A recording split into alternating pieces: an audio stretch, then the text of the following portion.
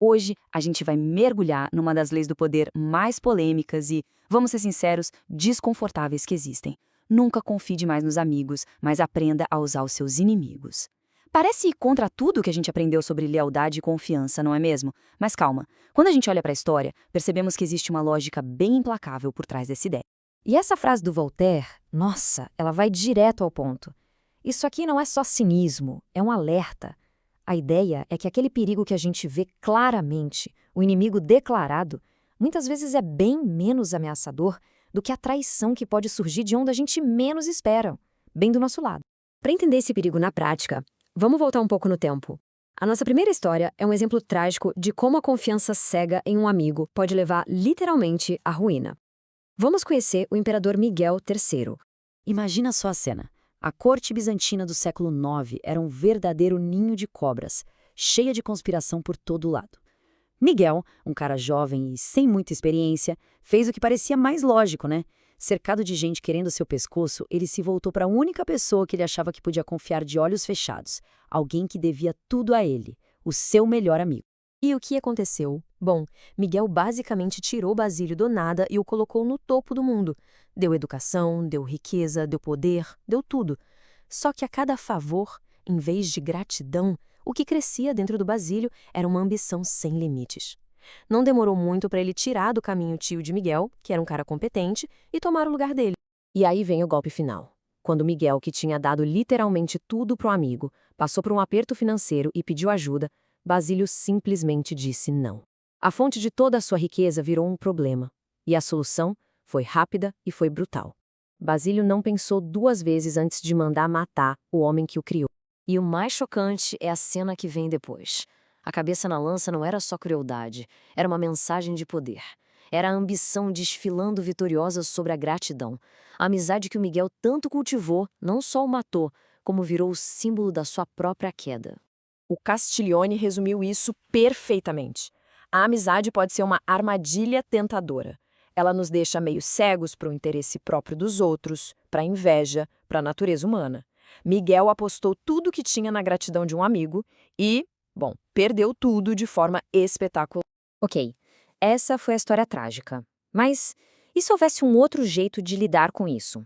Vamos agora para uma história completamente diferente, com um líder que encarou uma situação parecida, mas com uma abordagem, olha, radicalmente oposta. O imperador Sung, esse sim entendia do jogo. A história da China naquela época era um ciclo sem fim de traições. Generais supostamente amigos derrubavam o imperador, um deles tomava o poder e aí tudo começava de novo. Sung sabia que seus aliados mais próximos eram, na verdade, sua maior ameaça. E a jogada dele foi simplesmente genial. Em vez de conspirações e sussurros, ele foi transparente. Chamou os generais para um banquete, abriu o jogo sobre o medo que ele tinha e fez uma oferta que ninguém podia recusar: trocar uma vida de perigo e ansiedade por uma aposentadoria de luxo e paz. Ele não apelou para a lealdade, ele apelou para o interesse de cada um. E ele não parou por aí. Com os inimigos que ele derrotava, ele fazia o inesperado. Em vez de executar, ele dava cargos, honra, perdão. Ele mostrava que eles valiam mais vivos do que mortos. Sabe por quê? Porque um inimigo poupado da morte se torna grato de um jeito que um amigo que só espera favores nunca vai ser. E aqui a gente vê o contraste, preto no branco. Miguel confiou em sentimentos, numa suposta dívida emocional, e foi traído. Song confiou em interesses, calculados, os dele e os dos outros, e construiu uma dinastia que durou 300 anos. Os resultados, falam por si mesmos. É aquela famosa frase do Abraham Lincoln, Ela captura a essência da filosofia do Song. A forma mais eficaz de destruir o inimigo não é eliminá-lo, mas sim transformá-lo num aliado.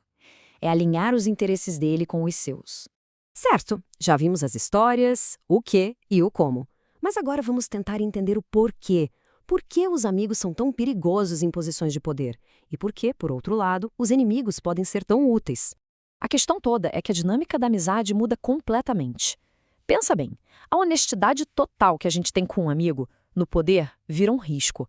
Uma crítica sincera pode virar uma ofensa pessoal. Aquela inveja que talvez estivesse adormecida pode despertar. E a gratidão, ela pode se transformar num fardo, num lembrete constante de que aquela posição foi um presente e não uma conquista. E isso não é de hoje. O historiador romano Tácito, há quase 2000 anos, já tinha matado a charada. A gratidão é um peso.